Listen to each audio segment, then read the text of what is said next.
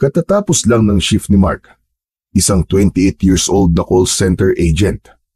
Madalas ay madaling araw siyang umuwi mula sa trabaho dahil hindi naman kalayuan ang inuupahan niyang bahay mula sa kanyang opisina. Karaniwan na sa kanya ang maglakad pa uwi. Sa kabila ng oras ng kanyang pag-uwi, hindi siya nakakaramdam ng pangamba. Tahimik at payapa ang baryong tinitirhan niya, kaya't walang dahilan para siya ay mag-alala. Dagdag pa rito, nasanay na siya sa ganitong sistema. Ang pinakamalaking problema lang naman niya palagi ay ang kinatatakutan sa baryo nila na si Mang Dante. Isang lasinggerong siga na walang alam gawin kung hindi ang maghamon ng away at mambulahaw tuwing gabi. Madalas itong nakakasalubong ni Mark na pasuray-suray sa kalsada. Laking pasasalamat ng binata na hindi naman siya sinasaktan o tinatakot ng lalaki. Madalas pa nga ay pinupuri siya ng lalaking siga. Natutuwa ito dahil sa kanyang kasipagan at pagiging matyaga sa kanyang trabaho. Si Mark ay isang simpleng lalaki lang. Pinalaki ng kanyang lola kasama ang kanyang kapatid. Ulila na kasi sila dahil parehong namatay ang kanilang mga magulang sa isang aksidente. Pinili niyang magtrabaho sa syudad at isinama niya roon ang kanyang lola at bunsong kapatid nang naging maayos at permanente na ang kanyang trabaho. Siya ang bumubuhay sa kanila, lalo na't matanda na rin naman ang kanyang lola Celia at yun ang hinahangaan sa kanya ng siga. Hoy! Hoy, Mark! Ay ka nga dito. May pag-uusapan tayo. Bilisan mo maglakad. Napahinto si Mark sa kanyang paglalakad sa tulay ng baryo San Mariano. Mula sa madilim na lansangan ay lumitaw sa kanyang unahan ang isang taong kilalang-kilala niya. Yun ay si Mang Dante. Pasuray-suray ito sa paglalakad, palapit sa kanyang kinaroroonan. May hawak pa itong isang bote ng alak. Mang Dante, kayo ho pala. Madaling araw na po ah. Bakit nandito pa po kayo sa labas? Ay, sus! Para naman ngayon mo lang ako nakita sa lansangan ng ganitong oras. Ano ho bang sa atin, Mang Dante? May sasabihin ako sa iyong importante. Pakinggan mo ako. Po? Iho, napakasipag mo talaga, ano? Kaya hanga ako sa iyo eh. Di katulad ng ibang kabataan dito, natatamad-tamad, pasagot-sagot pa sa magulang. Katulad ng mga anak ko, lumaking mga walang pangarap sa buhay. Tulad ko, walang pangarap. Kayo talaga, Mang Dante, oo. Alam mo, sayang ka, Mark eh. Mabuti pa, maghanap ka ng bagong trabaho. Bakit naman po? Hindi na ligtas ang lansangan ngayon, lalo na kapag ganitong oras. Alam mo bang may aswang na gumagala sa kabilang baryo? Oo, sa kabilang baryo lang. May nabiktima na nga daw eh. Talaga ho? Pero totoo naman po kaya ang kwento na yon? Di ba, hindi naman totoo ang mga aswang at gawa-gawa lang yun ng mga mahihilig gumawa ng kwento?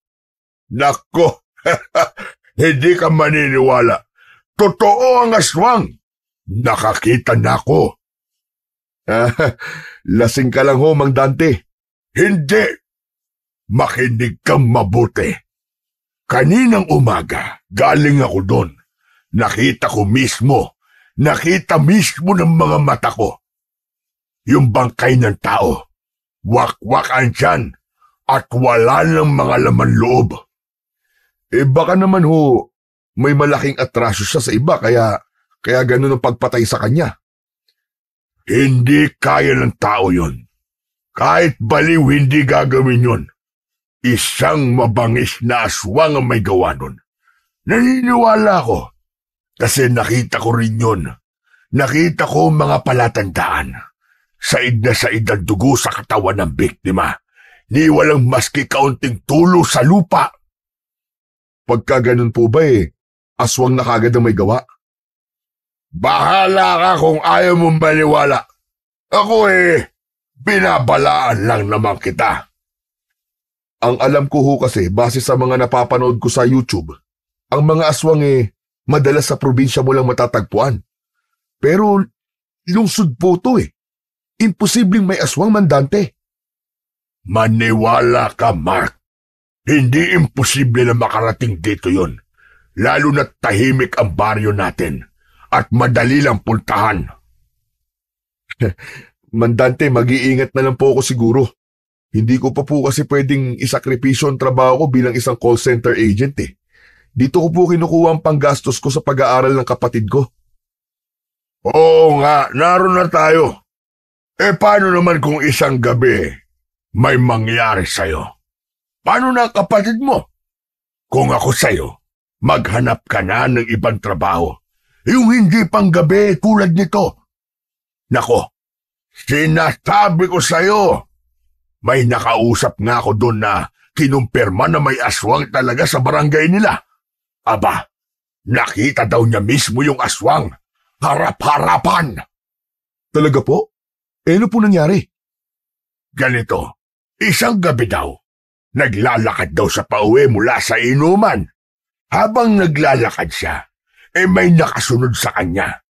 Paglingon niya, abay may aso. Akala niya ordinaryong aso lang yon. Pero nung nakalapit na daw siya, anak ng ibang-iba, mapupula daw ang mga mata nito at tila nagbabaga pa. Tapos, abay akalain mong nagpalit daw ng anyo at naging isang nakakatakot na halimaw. Aba, mabuti po at buhay pa po yung nagkwento sa inyo. Nakatakbo daw ang damotres Mabuti na lang kamo at laging may balisong sandala. Nasaksak niya daw ang aswang at nakatakas siya.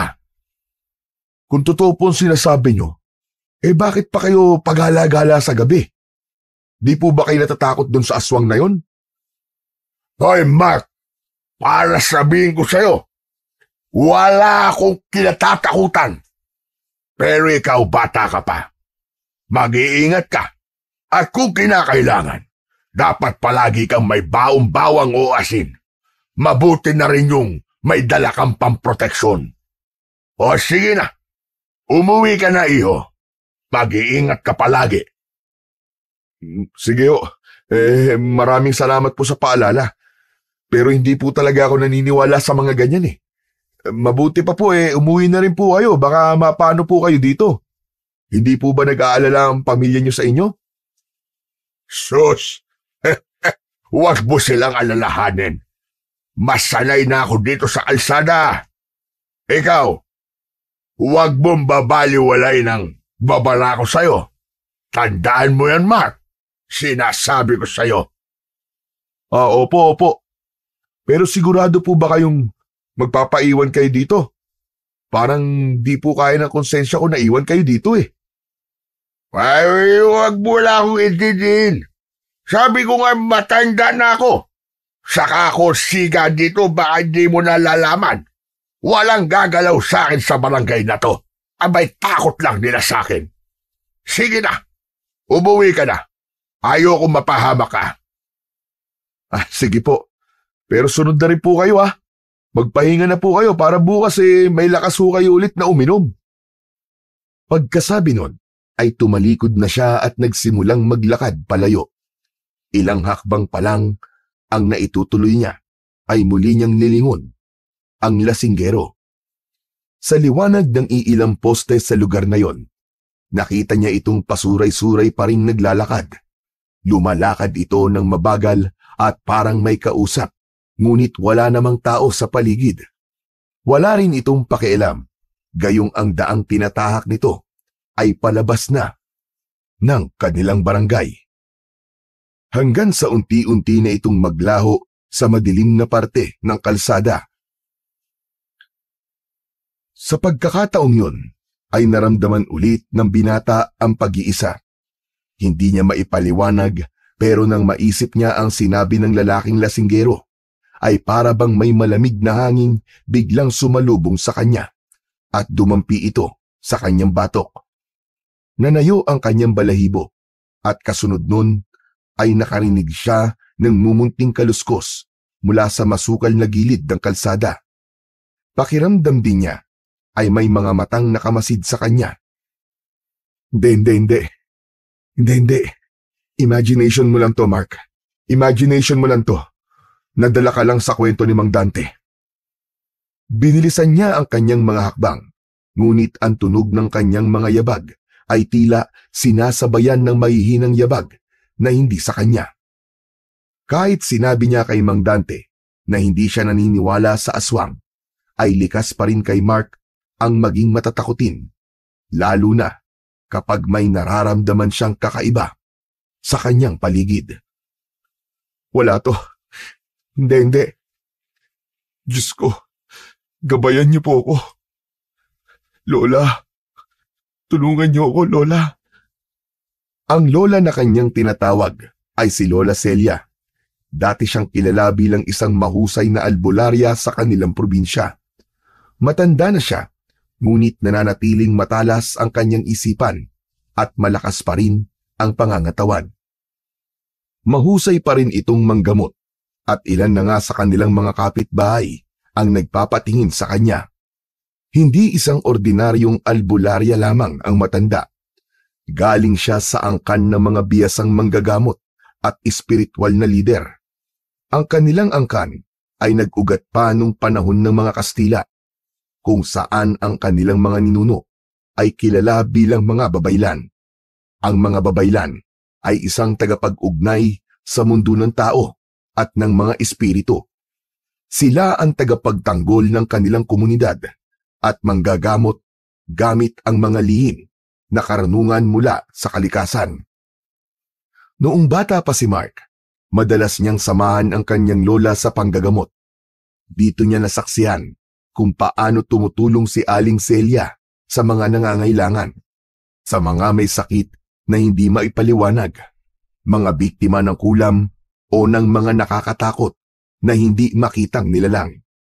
Sa likod nito ay di pa rin lubos na nauunawaan ni Mark ang tungkol sa ginagawa ng kanyang Lola Celia. Para sa kanya kasi, ang prinsipyo niya, to see is to believe.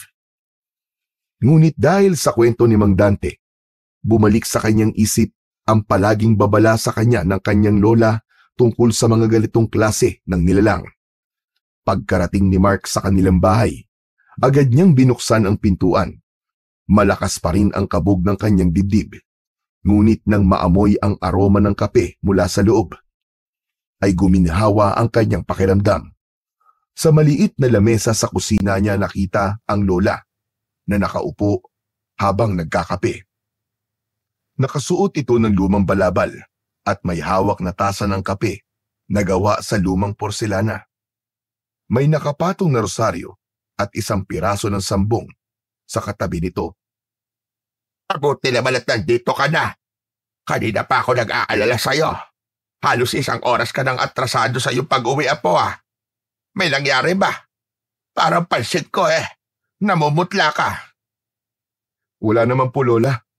Nag-overtime lang po kami. Tapos nang pauwi na po ako, nakasalubong ko po si Mang Dante sa may tulay. Nag-usap po kami saglit.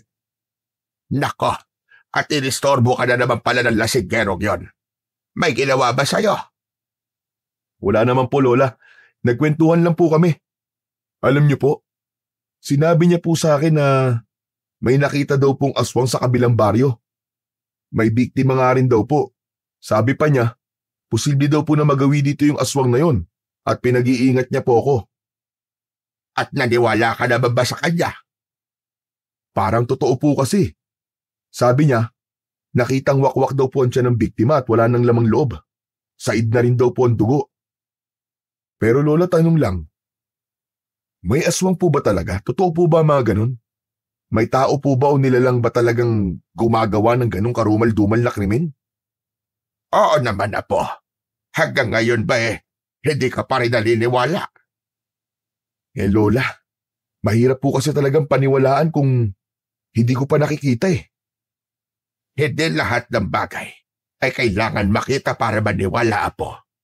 Ang mga kwento tungkol sa mga nilalang ng dilim ay hindi lang gawa-gawa. Totoo sila, iho. Maniwala ka sa akin. Kapag nakakita ka ng hayop na hindi mo kilala at tila sinusundan ka nito, huwag kang magpakita ng takot. Ito'y maaaring hindi hayop, kundi isang nilalang na nagbabalat kayo lamang para ikaw ay biktimahin. Pero Lola, Apo, ang dugo natin ay mula sa dugo ng mga babaylan. Ang mga ninuno natin, silang mga unang nagbabantay sa kalikasan at nilalang nito. Alam nila kung paano kumilala ng aswang. Maraming beses na ako nakakita ng mga biktima nila. Ang mga sugat na hindi kayang ipaliwanag ng siyensya. Mga may sakit na halos kinuha ng kaluluwa. At minsan, ako mismo ang humaharap sa mga nilalang na yon. kayo po mismo? Nakakita at nakalaban na po kayo ng aswang? Hindi ko lang naikikwento pa sa'yo, pero oo, Apo. Tama ka. Nung medyo bata-bata pa ako, ay may nakasagupa akong aswang doon sa dating baryo natin sa probinsya. Talaga po? At bakit parang hindi ka naniniwala? Hindi naman po sa hindi ako naniniwala, Lola. Siguro kailangan lang talaga na makakita ako, maski isa para maniwala po ko. Kontrahin mo yung sinabi mong bata ka. Baka di mo kayanin kapag ikaw mismong nakakita. Makapangyarihan pa naman ang salita, iho. Baka ka isang araw makakita ka. Abay, teka, may ibibigay ako sa'yo. Nandito lamang yun sa aking bulsa O, heto, Apo. Isuot mo ito. Huwag mong aalisin ito sa katawan mo, lalo na kapag naglalakad ka sa dilim. Ano po ito, Lola? Isang uri ng espesyal na anting-anting. Iilan lamang ang may ganito, Apo. Kaya ingatan mo yan. Galing pa to sa mga ninuno nating babaylan. Ano pong tawag dito saka ano naman po ang maitutulong nito sa akin? Ang tawag dyan ay agimat ng sentinela. Isa itong bihirang uri ng agimat na hindi lamang proteksyon ng maibibigay. Kapag sinuot mo yan at nasa panganib ka, maaari nitong tawagin ng sentinela ng Gabon. Sentinela ng Gabon? Sino po yun, Lola? Ano po yun? Ang sentinela ng Gabon ay ang nakatakdang maging tagapagtanggol ng ating angkan. Isa siyang espesyal na nilalang at inialay ng ating mga ninuno ang kanilang katapatan. Kaya tayo nagkaroon ng tagapagtanggol laban sa masasama. Ngayong ibinibigay ko na ito sa iyo, pakiusap lamang, Apo. Ingatan mo to at huwag mong gagamitin sa masama. Ang sentinela ng Gabon ay isang espiritu na tagapagbantay o tagapagtanggol. Isa siyang makapangyarihang nilalang na itinalaga upang proteksyonan ang angkan ni na Aling Celia at sa mga susunod pang henerasyon laban sa mga masasamang nilalang tulad ng aswang, barang, mangkukulam, maligno at iba pa. Ang nilalang na ito ay maaaring isang engkanto o elemento. May kaugnayan din ito sa espiritu ng kalikasan na naging kakampi ng mga sinaunang babaylan.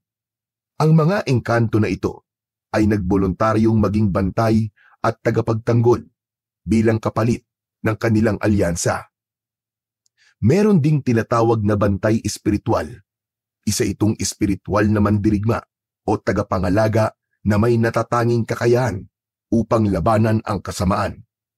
Maaaring ito ay nilikha o isinumpa ng mga ninuno ng pamilya upang magsilbi bilang protektor. Isa pang uri ng sentinela ay ang misteryosong nilalang. Maaari itong magpanggap na tao o isang hayop at nagpapakita lamang sa tao kapag sa oras ng pangangailangan. Madalas, hindi siya nakikita ng karaniwang tao, maliban sa tagapagdala ng agimat. Nagpapakita rin siya sa kalaban kung kinakailangan upang magampanan ang kanyang tungkulin. Pero iho, may isa pa pala akong paalala sa'yo. Kapag pala nagagamit ang kapangyarihan ng sentinela, maaari kang manghina o mapagod kagad. Hindi lang sa pisikal na lakas, kundi maging sa espiritual. Seryoso po ba talaga to, Lola? Ako na po ang gagawin yung tagapangalaga ng agimat na to. Hindi ho ba masyado akong bata para tanggapin po ang ganitong kabigat na responsibilidad? Ikaw na nga, iho. At huwag mong tatanggihan, iho. Dahil nararamdaman ko na kailangan mong kapangyarihan nito sa mga susunod pang araw. Ayoko mapahamak ka, apo.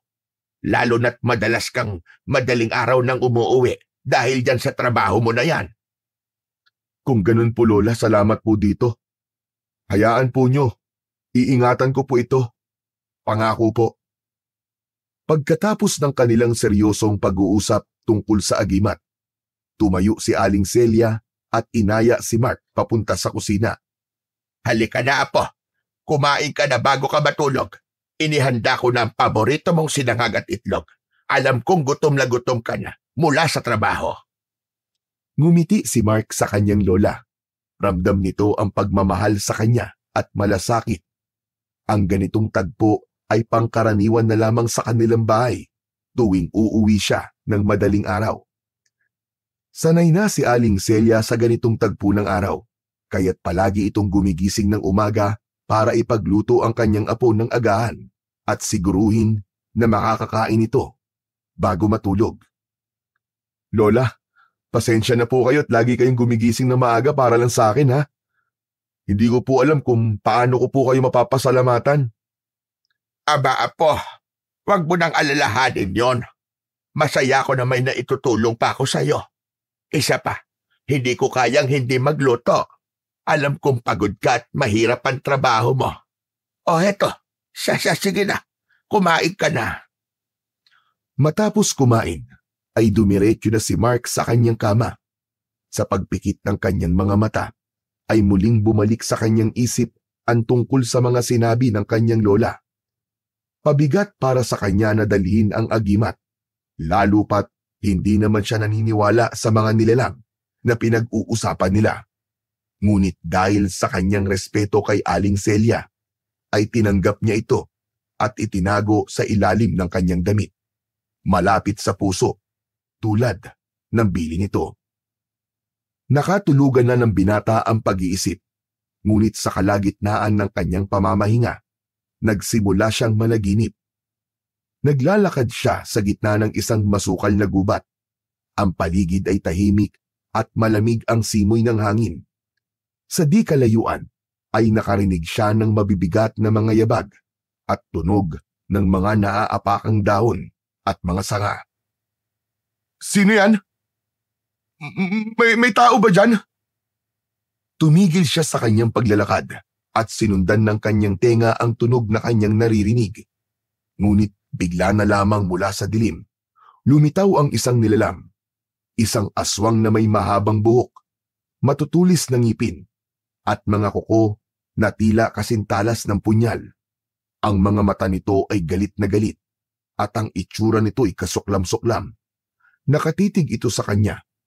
Takot na takot si Mark, ngunit hindi siya makaalis sa kanyang kinatatayuan. Sumisigaw ang aswang. Galit na galit ang boses nito. Aw! Ikaw ang susunod na biktima ko! Palapit ng palapit sa kanya ang nilalang. Sinubukan ni Mark na tumakbo, pero hindi naman siya nakaalis sa kanyang pwesto. Ang aswang ay palapit ng palapit na sa kanya. Nagkaroon siya ng ideya. Hinaltak niya ang kanyang kwintas at inilabas yun at itinaas niya sa hangin. Lumayo ka sa akin! Ngunit sa halip na umatras ang aswang, lalo pang naging mabagsik ang halimaw. Tumalon ito at takmang kakagatin siya sa leeg.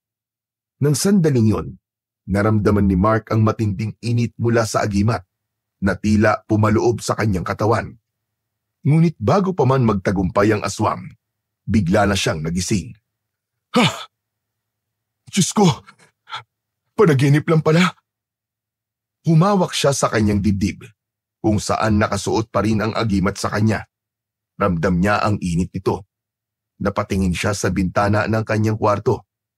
Madilim pa ang paligid, ngunit tila may presensyang nakamasid sa kanya mula sa labas. Panaginip lang ba talaga yun? O isang babala? Habang nakahiga si Mark, ay pilit niyang pinapakalma ang kanyang sarili. Paulit-ulit na bumabalik sa kanyang isipan ang nakakatakot na anyo ng aswang. At sa bawat pagsubok niyang makabalik sa pagtulog, ay muli lang nadudugtungan ang bangungot na yon. Kaya naman, ilang oras ang nakaraan ay ipinasya na lang niyang bumangon at lumapit sa may bintana. Mataas na rin ang sikat ng araw na tumatama sa kanyang balat. Humawak siya sa kanyang suot na agimat. Tulad sa panaginip, ramdam niya ang init nito. Hanggang sa may nakita siyang isang tao na bigla na lang tumakbo. Nang mapansin niyang lumitaw ito mula sa likod ng isang puno sa tapat nila. Hindi niya nakilala ang taong yun. Nabalot kagad ng kaba ang kanyang dibdib. Anak ng... Ano yun? Sino yun? Napaatras siya mula sa bintana habang pilit na inaalala ang itsura ng taong tumakbo. Huminga siya ng malalim. Sinubukang pakalmahin ang sarili. Ngunit habang mas iniisip niya ang kanyang nakita, mas lalong tumitindi ang kaba sa kanyang dibdib. Napatitig siya sa agimat na suot niya. Hindi kaya may kinalaman to sa panaginip ko? Maya-maya pa, narinig niya ang pagtawag ng kanyang lola mula sa kusina. Apo! Halika rito, kumain ka na ng tanghalian! Halika na rito! Tinanggal niya ang tingin sa labas at naglakad papunta sa kusina. Nakita niya ang kanyang lola na naghahanda na ng kanilang pananghalian. O siya, iho. Aba teka, bakit parang matablay ka? Hindi ka ba masyadong nakatulog? Opo, lola, hindi po ako masyadong nakatulog. Nagigising po kasi ako maya-maya eh. Apo, baka naman magkasakit ka sa ganyan. Di ba masama ang magpuyat? Tapos di ka pa nakakatulog na maayos. Baka mamaya ay bumigay ang katawan mo at mauwi sa pagkakasakit. Hindi kaya mas mainam kung maghanap ka na lang ng ibang trabaho. Yung normal. Maski maliit ang sahod basta hindi ka lang napepwersa na magpuyat at umuwi na mag-isa tuwing gabi. Lola talaga oh. Ngayon pa ba'y halos mag-iilang taon na po ako nagtatrabaho doon. Wala na po kayong dapat na alalahanin sa akin. Kung magkakasakit talaga ako, hindi sana noon pa. Malakas ako, no? Hindi po ako tatabla ng mga ganyan-ganyan. Ay, nako apo. Nakuha mo pang magyabang. Akala mo lang hindi ka tatablan. Pero hindi ka si Superman. Tandaan mo yan. Relax lang po. Malusog po ang apo nyo. Lagi po ako nagba-vitamins at tamang kain. Kaya huwag kayong mag-worry, okay? Hindi lang ang katawan mong iniisip ko, apo. Pati na ang iyong kaligtasan. Lalo na ngayon, ang dami-dami nang nangyayari. Hindi mo alam kung sino o ano ang makakasalubong mo sa daan. Napansin ni Mark ang seryosong tono ng kanyang lola. Tumigil siya sa pagngiti at tumingin ng diretso sa matanda. O siya, sige na. Kumain ka na para makatulog ka naman ng maayos mamaya. Siya nga po pala. May nakita po ako kanina sa labas, lola. Anong nakita mo? May tao po eh. Nagtatago po sa likod ng puno sa tapat ng bahay natin. Tapos po nung nakita ko siya, siguro napansin niya, bigla na lang po siyang tumakbo. Ba't sino naman ang loko-lokong gagawa nun? Hindi ko nga po alam eh. Kinakabahan tuloy ako. Huwag kang kabahan. Nasa iyo ang anting-anting. May proteksyon ka, apo. Pagkatapos kumain, ay muling bumalik ang binata sa kanyang kwarto at sandaling nagmuni-muni. Muli siyang nakatulog. Pagdating ng 5:00 ng hapon, ay naghanda na siya sa kanyang muling pagpasok. Aalis na po ako, lola. Baka malate po ako sa trabaho. O sige, apo.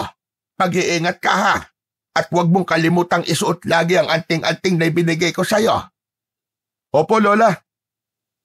Matapos ang araw na yon, ay hindi akalain ni Mark na magsisimula na ang mga kababalaghang mararanasan niya.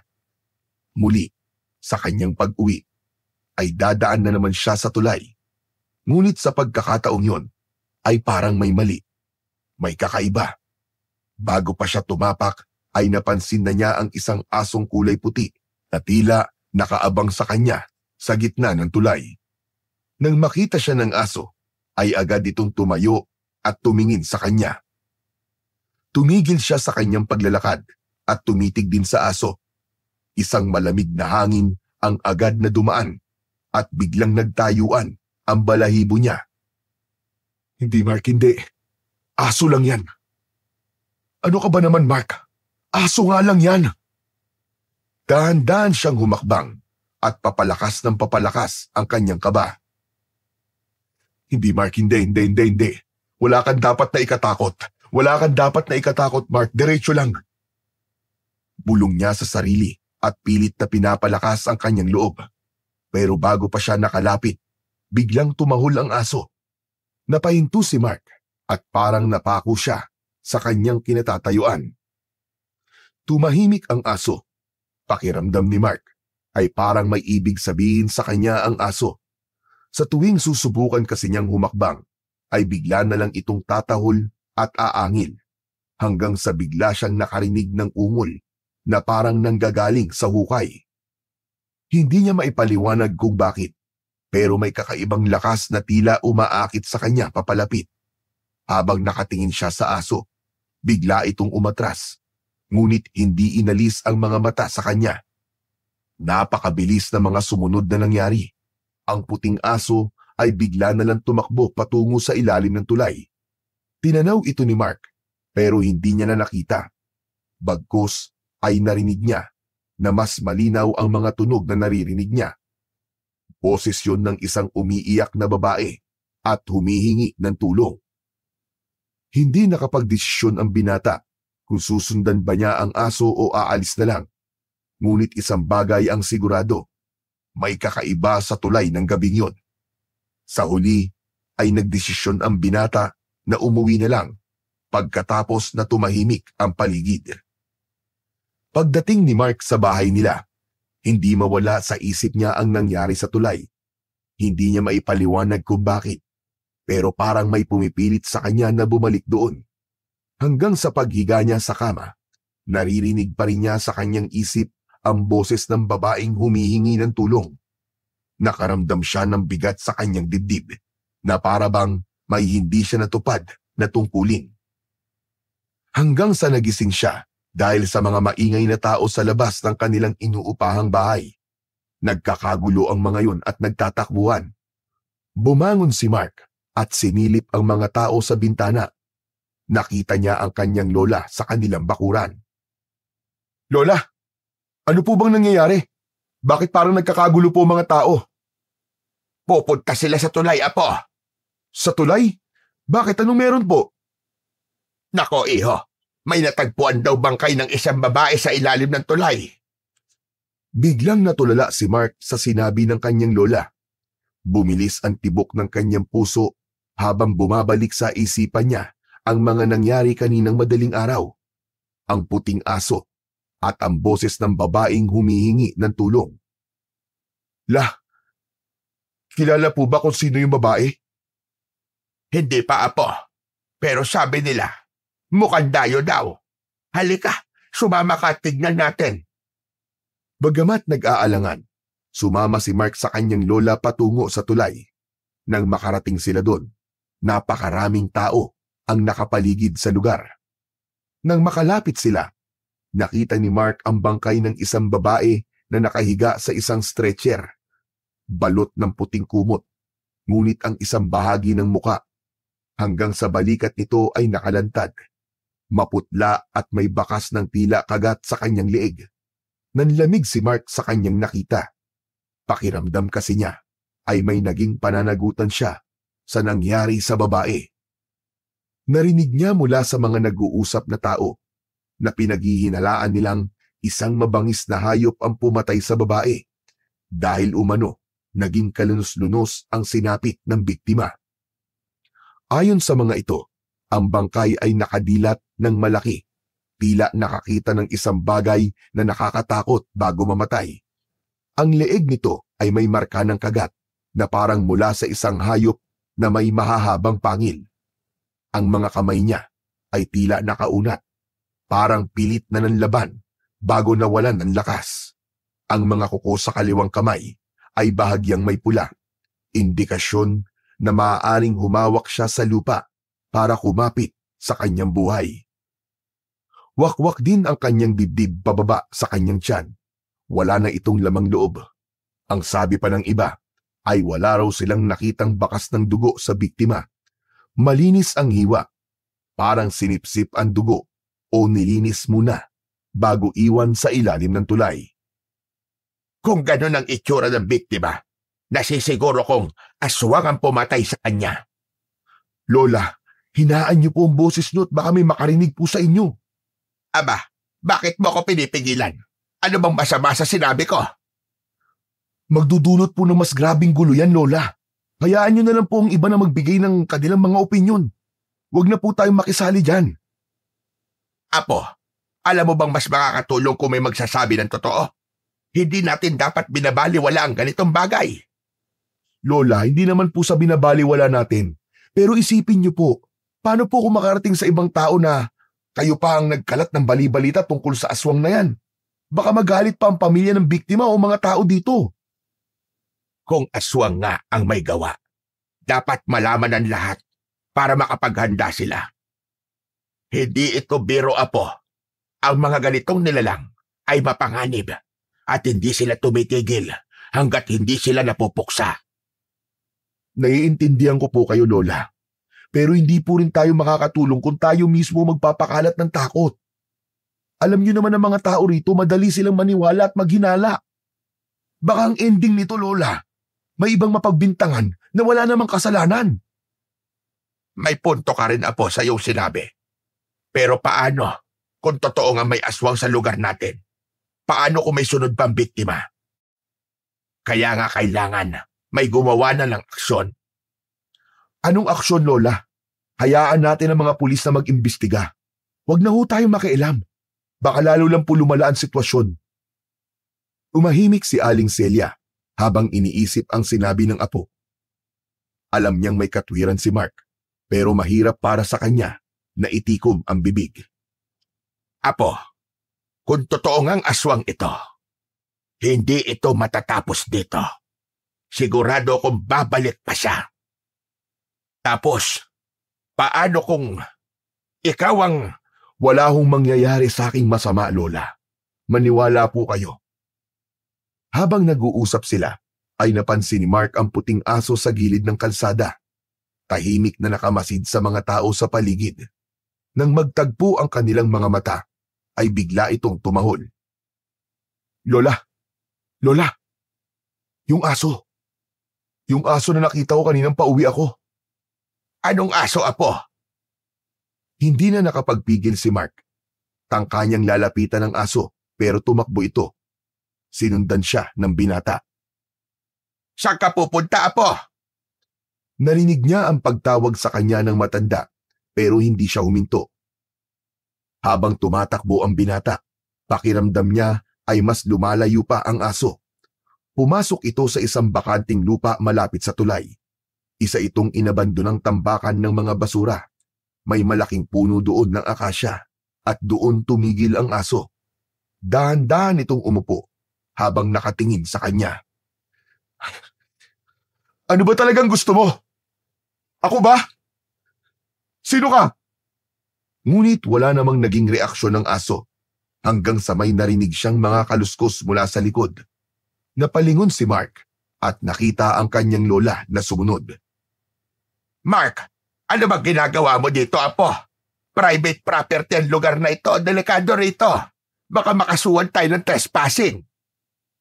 Bakit po kayo sumunod, Lola? Ano pong ginagawa niyo dito? At bakit ako ang tatanungin mo? Dabuho kaya sinundan lang kita dito. Bakit nga po kasi kayo sumunod? Anong gusto mo? Hayaan na lang kita mag-isa dito, ganun ba? Trespassing ka, Apo. Halika na't baka mamaya ay mapahamak pa tayo sa ginagawa mong ito.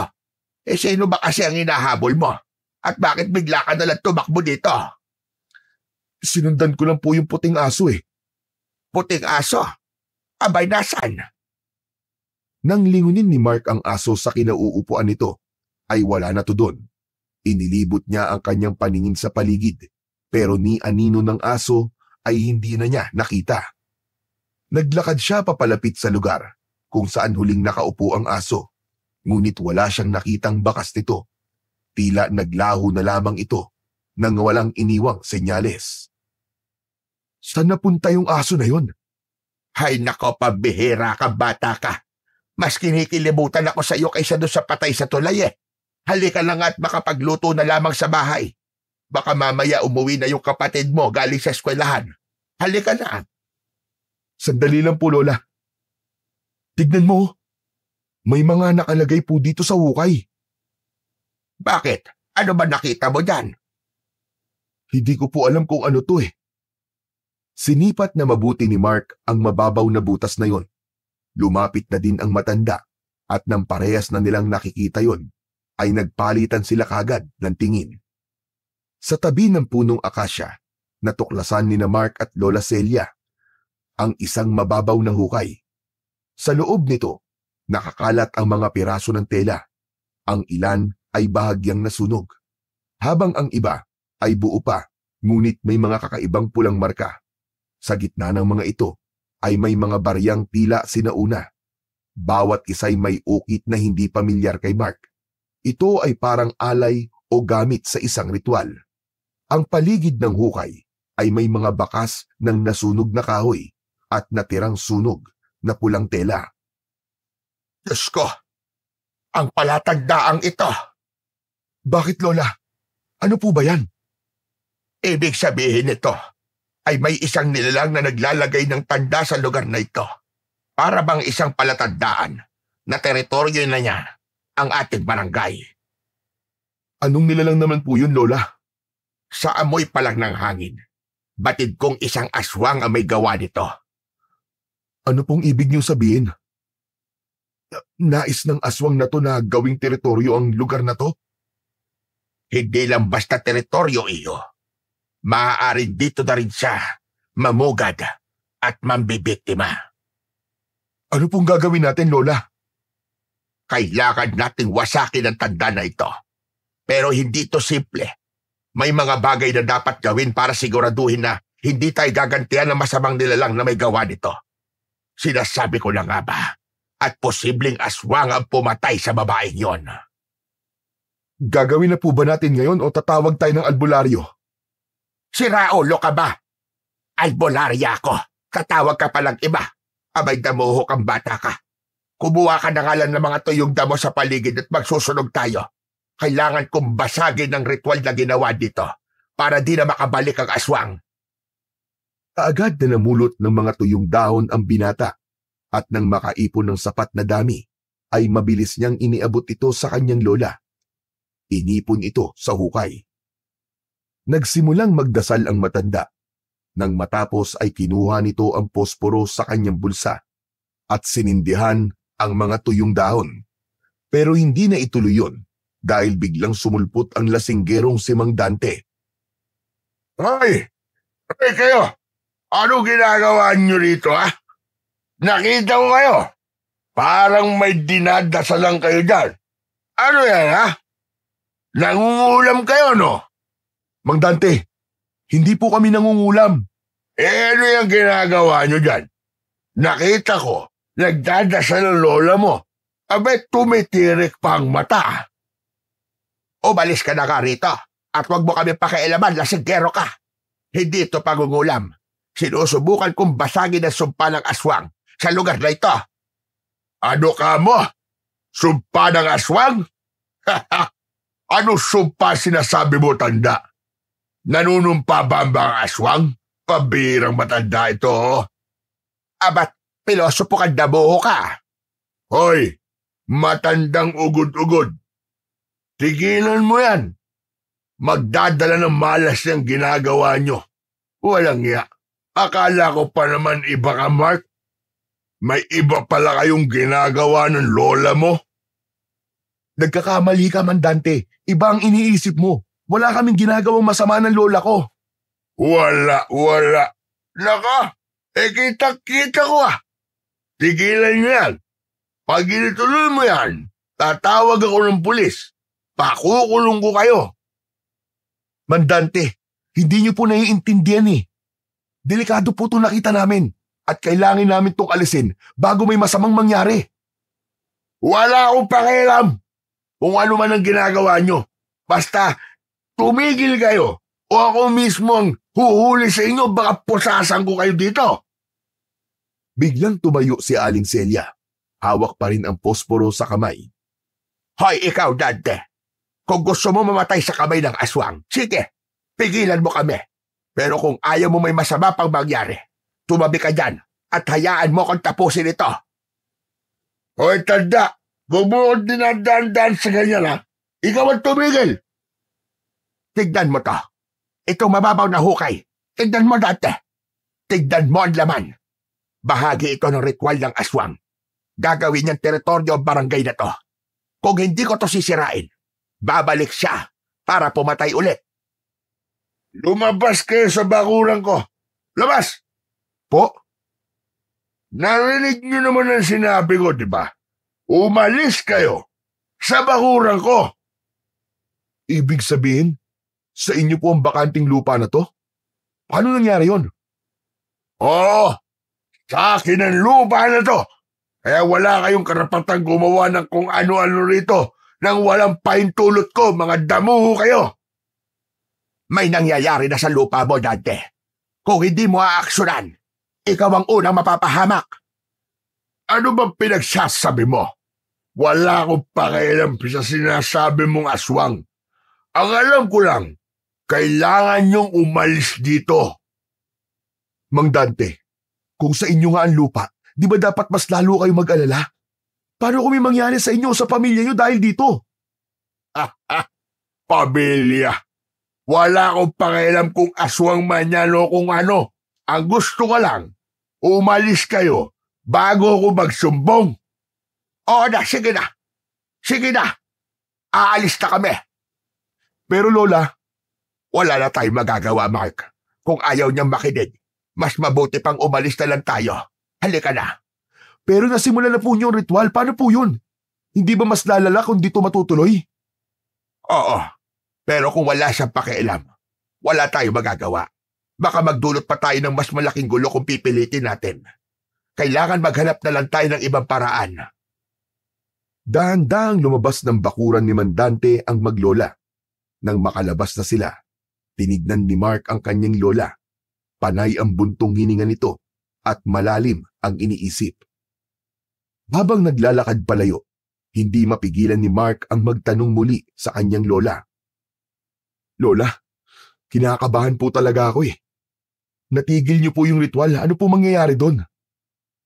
Mapapadali ang paglapit ng aswang sa kanyang target. At kapag nalaman ng aswang na sinubukang kontrahin siya pero nabigo, maaaring lumaban ito ng mas marahas bilang ganti. Pero susubukan ko maghanap ng iba pang paraan. Pero kailan, Lola? Baka may mabiktima ulit bago pa tayo makakilos. Napatingin si Aling Celia sa langit. Tila humihingi ng sagot mula sa itaas. Alam niyang tama ang sinabi ni Mark, pero limitado ang kanilang ginagawa nang wala sa tamang lugar. Sa isip niya, mas mabuting umisip ng mas maayos na plano kesa magpadalos-dalos. Pagkarating nila sa kanilang bahay, naupo si Aling Celia sa lumang upuan at muling tinignan ang kanyang apo. Apo, huwag ka na kaya munang pumasok mamaya. Po? Kinakabahan ako, Apo. Yung pag-uwi mo ng madaling araw na nag-iisa. Pero Lola, mahirap pong hindi pumasok eh. Paano po magasusin natin dito? Alam ko yon, Apo. Pero iba ang kutob ko. Baka may masamang mangyari sa'yo. Lola, sanay na po ako. Lagi ko namang ginagawa to, di ba? Kaya ko pong ingatan ang sarili ko. Hindi to tulad ng dati, Mark. May aswang na gumagala. At hindi natin alam kung sino ang susunod niyang bibiktimahin. Napatingin si Mark sa kanyang lola. Ramdam niya ang pag-aalala nito, pero alam din niyang kailangan niyang kumayod para sa kanyang pamilya. Lola, naiintindihan ko po ang takot niyo, pero hindi po ako pwedeng tumigil. Kung hindi ako magtatrabaho, paano na lang tayo? Lalo na po si Bunso. Kung titigil ako, pati ang pag-aaral niya po maaapektuhan. Kung magpalipat ka na lang ng ibang oras, apo. Lola, hindi po ganun kadali yun. Hindi po ako pwede magdikta ng oras ng aking pasok. Baka po mapagalitan po ako ng team leader namin. Kung lumipat na lang tayo, apo, maghanap na lang tayo ng ibang mauupahan sa ibang barangay. Lola, alam ko sasabihin mo, apo. Pero ako bilang lola mo, hindi mo ako mapipigilang mag-alala sa'yo. Wala na ang mga magulang mo. Kaya ako na lang ang natitirang nagpapaalala sa'yo. Salamat po, Lola. Pero nangangako po ako, mag-iingat po ako, Lola. Hindi ko po hahayaang may mangyari sa aking masama. Mabilis na lumipas ang mga oras. Muling pumasok sa trabaho si Mark. Ngunit ng gabing yun ay nagkaroon ng half shift. Kaya naman, 11:00 pa lamang ng gabi ay umuwi na ang binata. Pag-uwi niya mula sa trabaho, ay nakita niyang may tao sa paligid. Kaya naman nawala ang kaba niya at takot sa tulay. Habang naglalakad siya, napansin niyang may pulubing nakaupo sa gilid nito ng kanyang madaanan. Nakayuko ito, pero napansin niyang nakatingin ito sa kanya sa kabila ng mahabang buhok na tumatakip sa mukha nito. Huminto siya saglit at tiningnan ang pulubi. Manong, ano pong ginagawa niyo dito sa tulay? Ngayon ko lang po kayo nakita dito ah. Nang humakbang siya para sana lapitan ang matanda, ay may malamig na ihip ng hangin ang naramdaman niya mula sa likod. Paglingon niya, ay nakita niyang muli ang puting aso na nakatayo sa hindi kalayuan. Nakatitig lang sa kanya. Ikaw na naman? Ang aso ay hindi gumagalaw, pero ang titig nito ay parang nangungusap. Nang ibalik ni Mark ang tingin sa pulubi, laking gulat niya nang makita nitong nakatingala na ito. Diretsyong nakatitig sa kanya. Ang mukha nito ay maputla at ang mga mata ay tila walang buhay. Biglang tumayo ang pulubi. Nanginginig ang katawan. Narinig niya ang mahinang ungol nito na unti-unting lumalakas. Sa takot niya ay napaatras si Mark. Hindi na alam ng binata kung ano ang gagawin at kung sino ang titingnan. Iginala niya ang paningin sa paligid at kung kailan naman tila nangangailangan siya ng tulong, ay biglang nawala ang iilang tao na nakita niya kanina. Ang aso naman ay unti-unting lumapit sa kanya. Di maaari. Ano ba nangyayari? Nang biglang kumilos ng mabilis ang pulubi, palapit sa kanya, biglang umalulong ang aso. Nagdulot yun ng ilang segundong paghinto ng pulubi. Sapat na para kay Mark na makatakbo palayo. Tumakbo siya ng tumakbo hanggang sa wakas ay narating niya ang harap ng kanilang inuupahang bahay. Nanginginig niyang binuksan ng pintuan at pumasok sa loob at agad ding isinara. Humihingal siyang naupo sa upuan sa sala. Pilit na pinapakalma ang kanyang sarili. Ngunit hindi maitago ang panginginig ng kanyang katawan nang dahil sa takot. Magulong-magulo din ang kanyang isip at puno ng katanungan tungkol sa nangyari. Maya-maya ay narinig niya ang hakbang ng kanyang lola mula sa kusina. Nang makita siya nito, nagtaka ang matanda sa biglaang pag-uwi ng kanyang apo ng maaga. Abay Mark, nandiyan ka. Ano nangyari? Ba't ka umuwi ng ganitong oras? Maaga pa. Wala po, Lola. Nagkaroon lang po kasi ng half shift kaya umuwi po kami na maaga. Kaya ka. Pero bakit ganyan ang itsura mo? Namumutla ka. Ayos ka lang ba? Ayos lang po ako, Lola. Ano nangyari? Magsabi ka nga sa akin. Wala nga po, Lola. Siguro napagod lang po ako sa trabaho.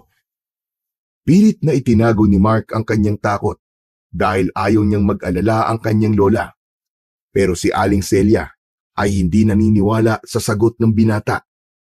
Sa tono pa lang kasi ng pananalita niya at sa ikinikilos niya, ay alam na ng matanda na may hindi tamang nangyayari. Mark, kung may problema ka iho, mag-usap tayo. Hindi mo kayang itago yan sa akin. Alam ko kapag nagsisinungaling ka. Wala po talaga, Lola.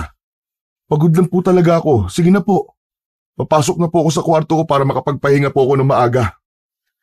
Tinitigan ng matalim ni Aling Celia ang kanyang apo dahil hindi ito kumbinsido sa sagot ng binata.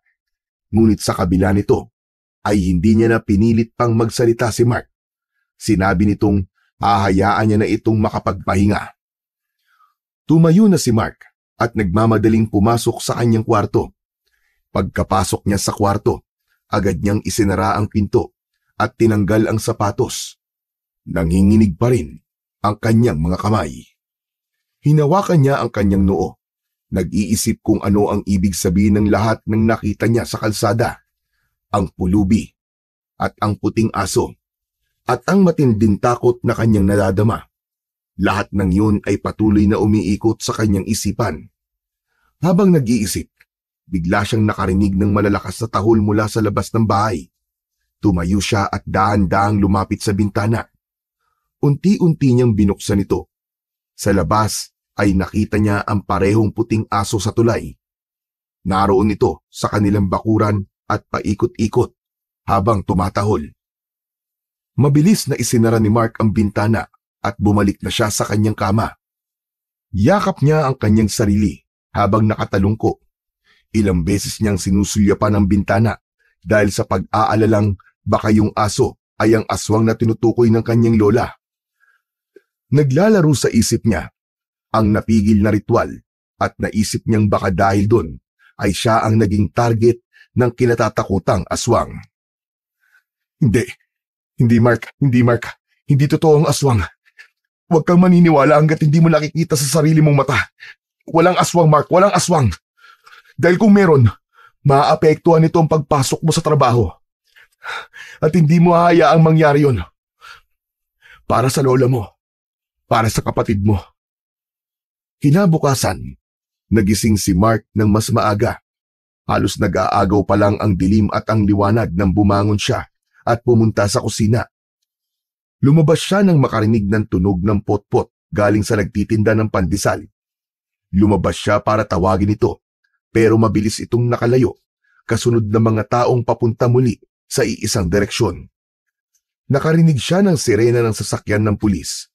Bigla siyang kinabahan dahil sa kanyang mga nakikita at naririnig. Biglang tumabi sa kanya ang kanyang lola. Isa na namang biktima. Napatingin si Mark sa kanyang lola at panay ang lunok ng kanyang laway.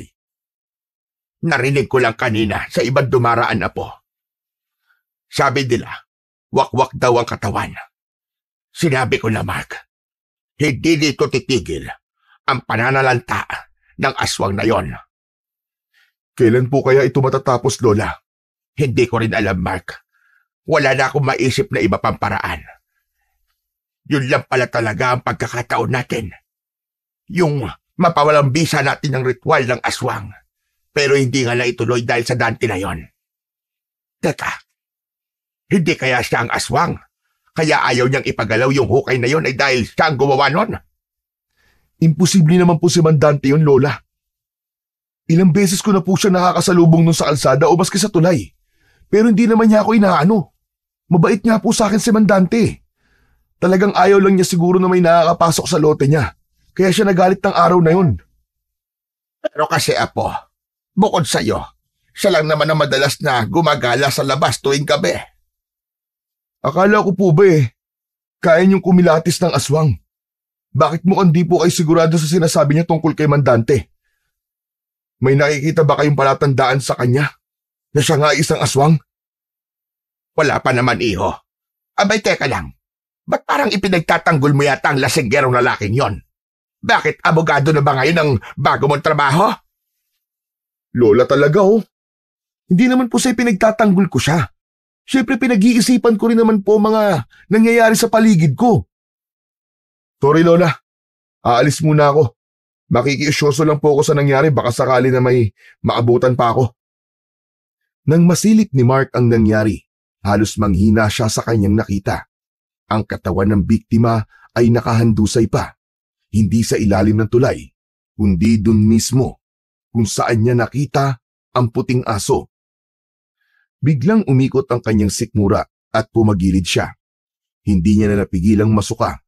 Nang may masmasan ng konti, ay muling pinasadahan ng binata ang biktima. Isa itong teenager na lalaki. Kita niya ang mga sugat sa katawan nito na parang niluray. Ang mga mata nito ay nakadilat pa at parang takot na takot. Nais niyang magtanong, ngunit parang natutuyo ang lalamunan niya sa kaba. Biglang may kumalabit sa kanya mula sa likod. Napalingon siya at nakita niya si Mang Dante. Nakatayo ito sa hindi kalayuan. Nakakunot ang noo. Mark, anong ginagawa mo rito, ha? Mang Dante, ano pong nangyari? Sino po siya? Taga dito yan. Kawawa naman ang bata. Napatingin si Mark muli sa bangkay. Ang imahe ng puting aso ay biglang bumalik sa kanyang isipan. Kapag po ba nagagawi kayo dito sa tulay, Mang Dante, kapag nalalasing po kayo? May napapansin po ba kayo ditong asong gala? Ano ka mo, aso? Anong aso sinasabi mo? Puting aso po. May maraming aso dito na pagala-gala, Mark. Bakit? May kinalaman ba yun sa nangyayari? Nagtatanong lang po ako. Kasi may nakikita po ako ditong aso na palagi niya akong sinusundan sa tuwing dumadaan po ako dito sa tulay. Naisip ko pong hindi po kaya... Ano? Hindi kaya aswang yung asong yun? Yung ba nais mo sabihin? Kung aswang nga yun, abay kailangan ng mahanap. Tama-tama, naghahanap kami ng pulutan ng mga kasabahan ko. Mang Dante naman nagbibiro pa po kayo eh. Seryoso po ako. Mang Dante, kayo po nagsabi sa akin at nagbigay ng babala tungkol sa aswang sa kabilang barangay. Bakit ngayon parang iba na po ang sinasabi nyo? Totoo naman ang aswang eh. Malas lang talaga itong mga nabibiktima na to. Pero totoo din yung mga mangkukulam at mas higit silang dapat nakatakutan kaysa sa aswang. Kasi mga traidor ang mga yan. Mga malas din. Kaya yan lola mo, patigilan mo na yan sa ginagawa niya. Po? Alam mo minsan ko siyang nakita sa likod ng bahay niyo. Nagriritual sa ilalim ng bilog na buwan. Abay hating gabi. Sa palagay mo, normal ba yon? Mang Dante, hindi po masamang tao ang lola ko. Huwag niyo po siyang huhusgan base lang sa nakita niyong ginagawa niya sa hating gabi. Normal lang po yung kay lola, lalo na po kapag pinagdadalisay niya ang mga anting-anting niya. Sos, madiwala. Yung nakita ko na ginagawa niyo sa bakuran ko. Alam ko at sigurado kung masama yon. Hoy, Mark, sayang. Ang ganda pa naman ang tingin ko sa'yo. Pero may lahi pala kayong tagapaghatid ng kabalasan. Mabuti pa ay lumayas na kayo dito. Hindi namin kayo kailangan. Ano? At bakit naman kami aalis? Wala naman kami ginagawa masama dito ah. Wala raw. Anong tawag mo doon sa ginagawa ng lola mo dyan sa lote ko? Ha? Para yun sa kabutihan ng lahat na tinanggihan mo at pilit tayo pinapatigil. Tapos ngayon nagtatanong ka kung bakit may patay ulit dito? At ano ha? Ako gusto mo sisihin? Huwag mo kasing dinadamay ang lola ko dito. Wala siyang kinalaman sa mga nangyayari. Matagal na siyang tumutulong at nagpapagaling sa mga may sakit. Kung may iniisip kang masama, walang basihan yan. Bakit parang alam mo na walang kinalaman ng lola mo sa lahat na to? May alam ka ba na hindi sinasabi sa akin? Ha? Magsalita ka, Mark. Kung hindi may papaliwanag to sa akin, magsusumbong talaga ako sa barangay. Tignan lang natin kung hanggang kailan kayo mananatili na nakatira dito. Halos manginig si Mark sa galit at kaba. Ayaw niyang patulan si Mang Dante, pero hindi niya maiwasan ang magduda sa motibo ng lalaki. Mabilis niyang tinalikuran si Mang Dante at naglakad palayo. Mas mabilis kesa sa karaniwan. Ayaw niyang patagalin ang usapan, lalo na't tila walang patutunguhan to. Pag-uwi ni Mark, sinalubong siya ng kanyang lola na halatang nag-aalala. Apo, ano na naman ang nangyari? Bakit parang Biyernes Santo yata yung pagbubuka mo? Lola, si Mang Dante kasi, sinisisi niya kayo sa mga nangyayari dito. Sinasabi niya na meron daw po kayong kinalaman sa patayan nangyayari dito. Apo, marami talagang hindi nakakaintindi sa ginagawa natin. Pero Lola, paano po kung totohanin niya sinasabi niya na magsusumbong siya? O kaya naman ipagkakalat ang mga nakita niya? Paano kung kayo ang pagbintangan ng mga tao? Hindi ko alam ang gagawin, Lola, kapag nangyari yun. Walang maniniwala sa tao na yon. Saka kilala na ako ng iba dito. May mga napagaling na rin ako. Hindi sila maniniwala sa anumang sasabihin ni Dante. Hayaan mo lang siya. Makikita din niya ang hinahanap niya. Sige na, Apo. Magpahinga ka na. Sa paglipas ng mga araw, ay nagpatuloy ang buhay ni Mark. Bahay, trabaho. Trabaho, bahay. Papasok ng hapon at uuwi ng madaling araw. At sa bawat pag-uwi ng binata at sa pagdaan niya sa tulay, may napagtanto ang binata.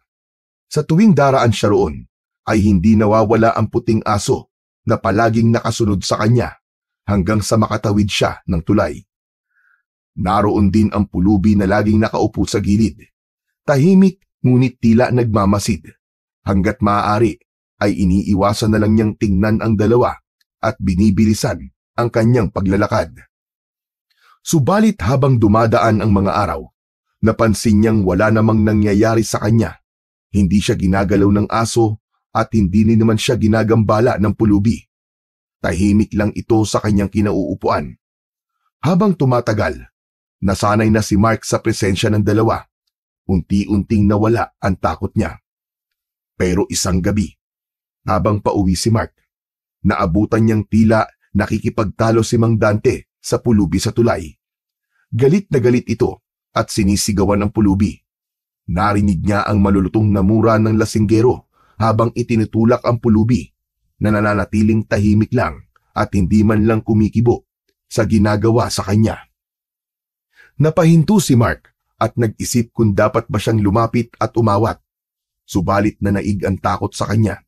Ayaw niyang madamay sa gulo, lalo na't kilala niya si Mang Dante na mainitin ang ulo. Pinili niyang magkubli sa likod ng poste ng tulay. Nagmamasid mula sa hindi kalayuan. Habang nakatago si Mark sa likod ng poste, patuloy niyang naririnig ang mga sigaw. Ang mga pagmura nito ay mas lumakas. Halatang nawala na sa sarili ang lasinggero.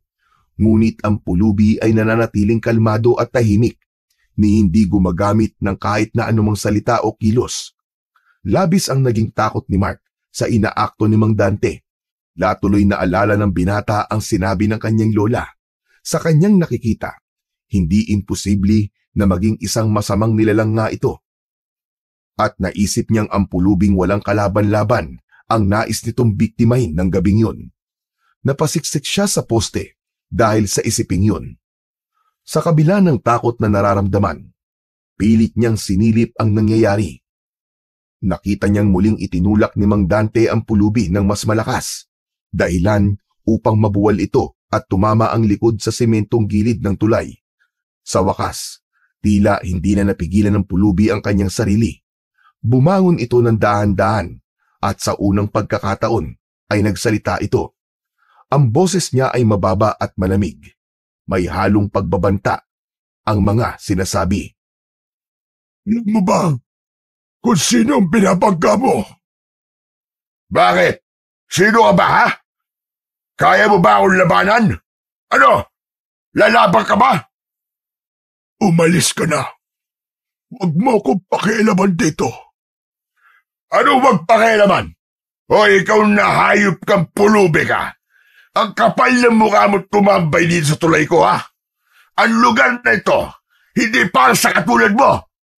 Aalis ka ba o itatapo kita sa ilog? Nailing si Mark sa kanyang narinig. Alam na alam niya ang litanyang yun ni Mang Dante. Napagtanto niya na talagang mahilig lang palang magyabang ang lalaki. Ang lupang nakitaan nila ng marka ng aswang, marahil ay hindi rin tunay na pag-aari niya. Mahilig at gustong-gusto lang nitong magyabang at magpakilalang hari ng kasigaan sa kanilang lugar. Ang pulubi ay nananatiling nakatayo at hindi gumagalaw. Malamig ang mga mata nitong nakatitig lang kay Mang Dante. Walang nagmamay-ari sa tulay na ito. Hindi ito sa'yo. Sa akin o hindi, wala akong pakialam. Hindi ka bagay dito. Ang baho-baho mo. Umalis ka na.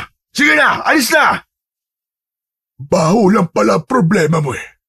Di ba dapat ang pinakikialaman mo ay yung sarili mong kaluluwa? Umaalingasaw ang baho at budhi mo. Lalong nag-init si Mang Dante dahil sa sinabi ng pulubi. Nanlaki ang kanyang mga mata at sinipa ang lata ng pulubi na nagkalat ang laman nito sa kalsada. Mukha mo sumagot sa akin ha. Umalis ka na. Huli na itong babala ko. Hindi mo lugar to. Umayas ka na. Kung hindi, baka mapatay kita dito. Tumigil ka na. Ikaw ang umalis dito. Hindi ikaw ang punteriya ko. Ngunit hindi nakinig si Mang Dante. Muli nitong itinulak ang pulubi habang patuloy niyang pinagmamasdan ang nangyayari. May kung anong napansin si Mark sa kanyang tabi. Paglingon niya, nakita niya ang puting asong nakaupo. Tahimik na pinanonood ang alitan sa pagitan ni Mang Dante at ng pulubi. Parang nag-aabang ng susunod na mangyayari. At sino ang punteriya mo dito? Sabihin mo nga sa akin. Sa tanong na yon ay dahan-dahang bumaling ang tingin ng pulubi sa direksyon kung nasan nakatago si Mark. Nanlamig ang binata dahil doon. Kitang-kita niya ang paglingon nito ng mabagal at parang hindi normal. Ang ulo nito ay gumalaw na parang may kaunting panginginig na parabang hirap na hirap sa simpleng kilos. Tapos ay nakita ng binata ang nakakakilabot na mga mata nito. Maputla at walang itim. Ang tingin nito ay matalim. Parang alam nito kung nasaan si Mark kahit nakatago siya. Ang mukha ng pulubi ay may kakaibang ngiti sa kanyang labi. Samantala, narinig niyang lumikha ng ingay ang puting aso sa kanyang tabi. Napalingon siya dito, ngunit sa pagkakataong yun, hindi na ito mukhang isang ordinaryong hayop lang. May nagbago sa anyo nito. Ang balahibo nito na dating makintab at malinis ay naging magulo at parang nakadapa. Parang nabasa ng tubig.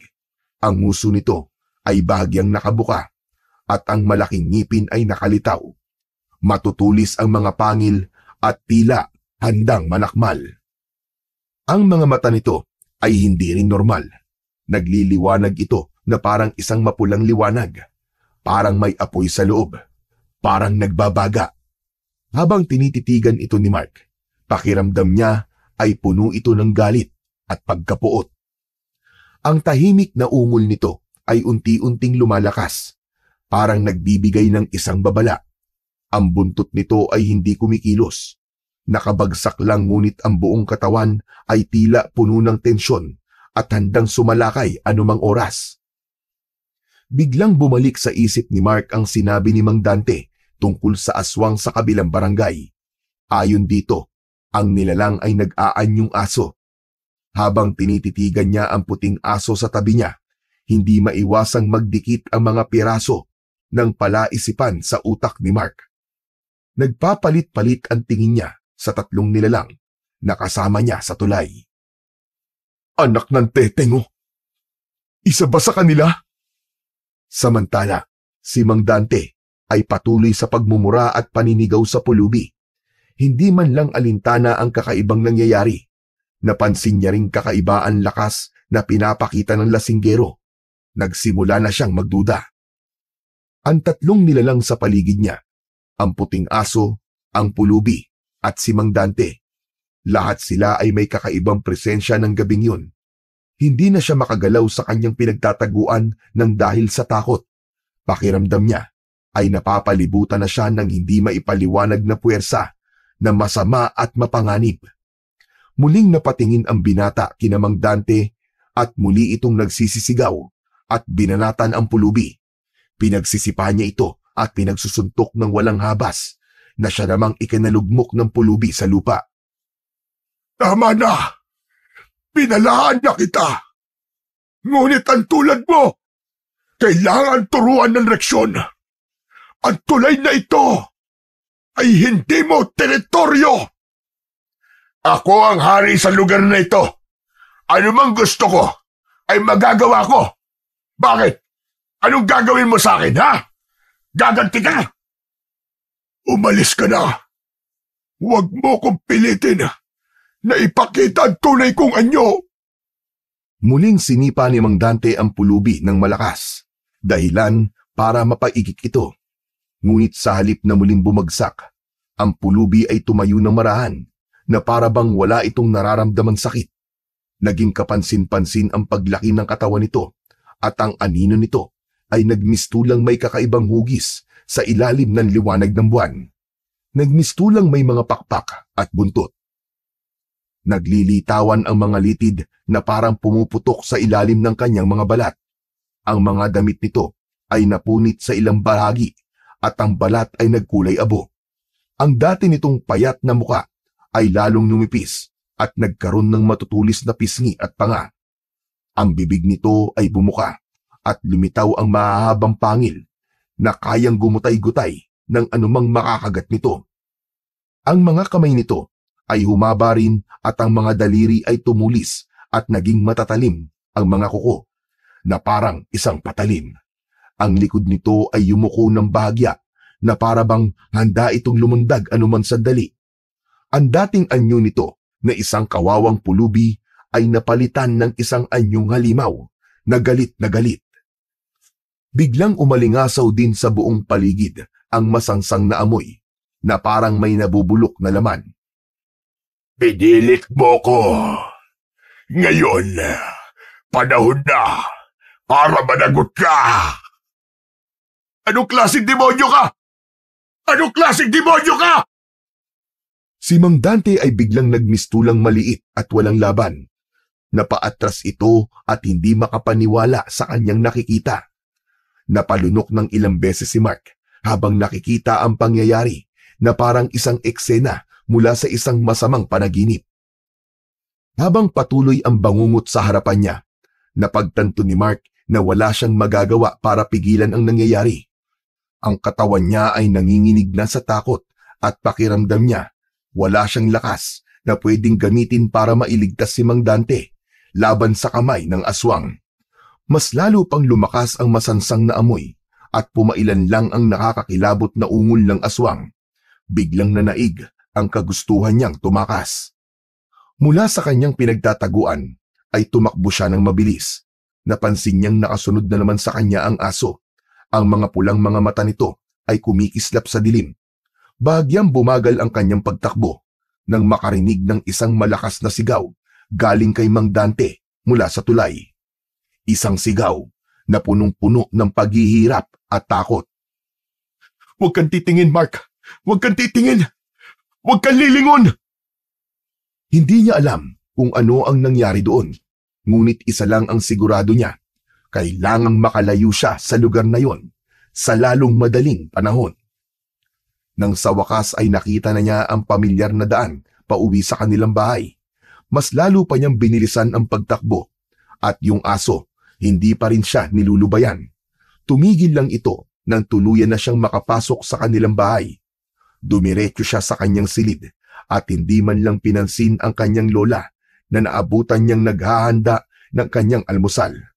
Ilang beses siyang kinatok nito sa kanyang kwarto pero hindi niya ito sinasagot at hindi siya lumabas para kumain. Nahirapan siyang matulog hanggang sa tuluyan ng sumikat ang araw. Sa umagang yon, hindi na napigilan pa ni Mark na mapaiyak at mapahagulgol. Nang marinig niya ang ingay ng mga nagkakagulong tao sa labas, alam niya kung saan papunta ang mga yon. Walang iba, kundi kung saan pinatay si Mang Dante, sa tulay. Apo, buksan mo ang pinto, Apo! Alam ko gising ka na. Narinig kitang umiiyak. Anong nangyari? Tumayo siya at pinagbuksan ng kanyang lola. Nakita niya rin ang kapatid na nasa tabi nito. Parehas na nakatitig sa kanya. Abat namamaga at namumula mga mata mo, Apo?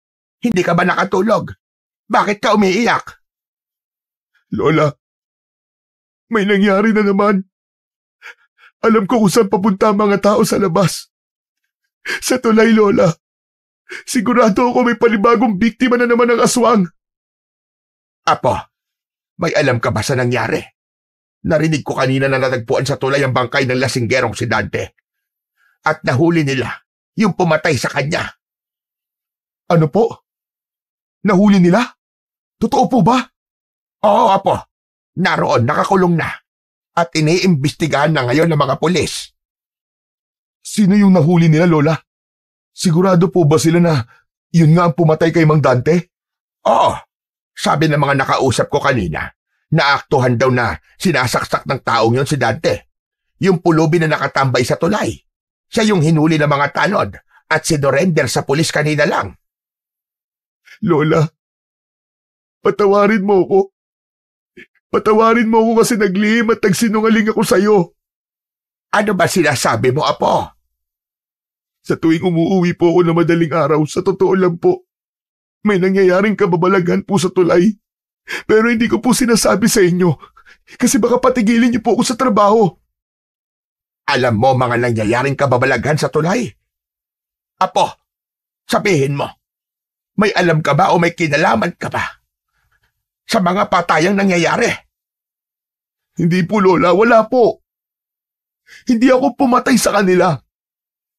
Pero nakukonsensya ako. Kasi wala akong nagawa para tulungan sila, Lola. Parang naririnig ko pa rin po yung mga sigaw nila at paghingi nila ng tulong. Lola, aswang po ang pulubi na yon. Aswang po siya. Isang halimaw. Wala ka namang kasalanan, Apo. Ang mga nangyari ay hindi mo kagustuhan. Makinig ka sa akin. Bagamat may proteksyon ka galing sa agimat ng sentinela, wala kang lakas para harapin o kalabanin ng mga nilalang na tulad ng aswang. Pero Lola, ano pong silbi ng agimat kung wala rin ako magagawa? Hindi ko matanggap na naroon lang ako. Narinig ko sila at nakita. Pero hindi ko man lang sila natulungan. Apo, hindi mo kasalanan ng mga nangyari. Ang agimat ay hindi nagbibigay ng kapangyarihan para lumaban kung hindi ka pa handa. Ang layunin nito ay protektahan ka, hindi upang itulak ka sa isang laban na hindi mo kaya. Pero Lola, si Mang Dante, yung aso, may asong lagi nakabuntot sa akin, Lola. Mula na magpakita sa akin ng aso na yon, palagi nang may nangyayaring masama. Ano ka mo? Aso? Anong aso ang sinasabi mo? Isang puting aso, Lola, na may mapupulang mga mata. Palagi siyang lumilitaw sa tuwing dadaan ako sa tulay. Nung una ko siya nakita, nakarinig ako ng sigaw ng isang babae. Yun yung unang bangkay na nakita sa tulay, Lola. Posible po bang ang asong yun ang dahilan ng lahat ng ito? Mukhang naiintindihan ko na ngayon, Apo. Halika, makinig ka sa sasabihin ko. Ang asong yon ay hindi lang basta aso. Hindi rin siya aswang tulad ng pagkakaintindi mo. Siya ang ipinadalang gabay at proteksyon mo. Ang espiritong ipinadala ng ating mga ninuno upang proteksyonan ang susunod na tagapagmana ng galing at lakas ng ating lahi at sa tagapagbana ng tungkulin ng ating angkan. Ano pong ibig niyo sabihin, Lola? Ano pong tungkulin? Katulad ng ginagawa ko, ang tumulong sa kapwa sa pamamagitan ng panggagamot, hindi lang ng pisikal na karamdaman, kundi pati ng espiritual at emosyonal. Yung aswang iyo, ikaw talaga ang puntirya nun. Ano po? Ako ang puntirya niya? Bakit ako? Siya lang ang tanging makakasagot niyan. Kung talagang gusto mong malaman, puntahan mo siya sa istasyon ng pulis. Kung ganun pupunta po ako doon. Marami akong tanong na gusto kong masagot niya. Pagdating niya sa istasyon, nakita niya ang pulubi na nakakulong sa isang maliit na selda. Tahimik ito, nakaupo sa sulok at tila walang pakialam sa paligid. Nagpaalam siya sa pulis kung maaari niyang makausap ang sospek. Pumayag naman ng pulis. Nilapitan ni Mark ang selda. Dahan-dahang itinaas ng pulubi ang kanyang ulo. Mapupula ang mga mata nito at isang nakakalokong ngiti ang gumuhit sa kanyang labi.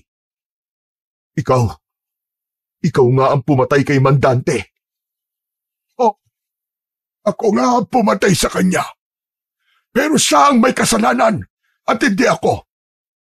Pinilit niya akong gawin yon. Hindi naman talaga siya ang tunay kong pakay.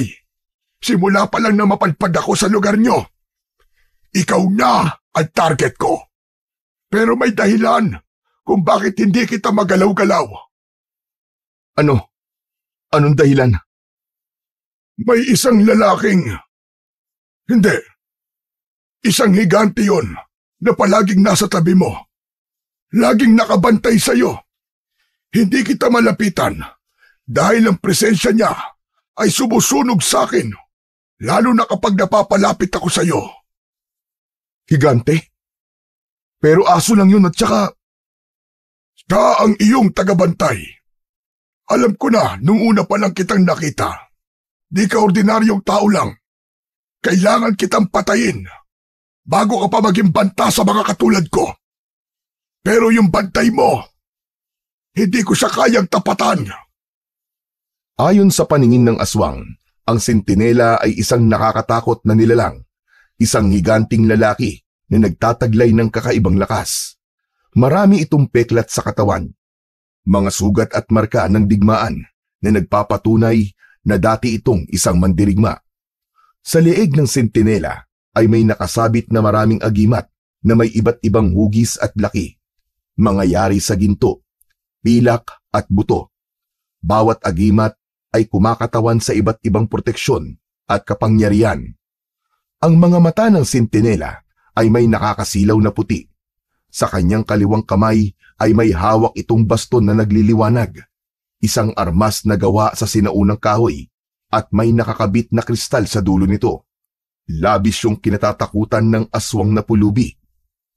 Dahil alam niya na anumang oras na madikit siya dito, tiyak niyang masusunog siya sa kapangyarihang nagmumula dito. Hindi ito kayang daigin maski ng pinakamalakas na uri ng aswang.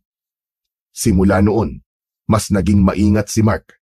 Hindi niya na binabaliwala ang presensya ng puting aso na patuloy na nag-aabang at sumasabay sa kanya sa tuwing dadaan siya sa tulay. Kapag madaling araw, pag-uwi niya galing trabaho, kahit na kinikilabutan ay natuto siyang mahalin at pasalamatan ito bilang kanyang gabay at protektor laban sa anumang klase ng panganib. Isang gabi, habang pauwi si Mark mula sa kanyang trabaho, napansin niyang hindi niya nakita ang aso sa karaniwang pwesto nito. Napahinto siya sa gitna ng tulay at inilibot ang kanyang paningin, ngunit wala ni anino ng aso. "Nasaan ka?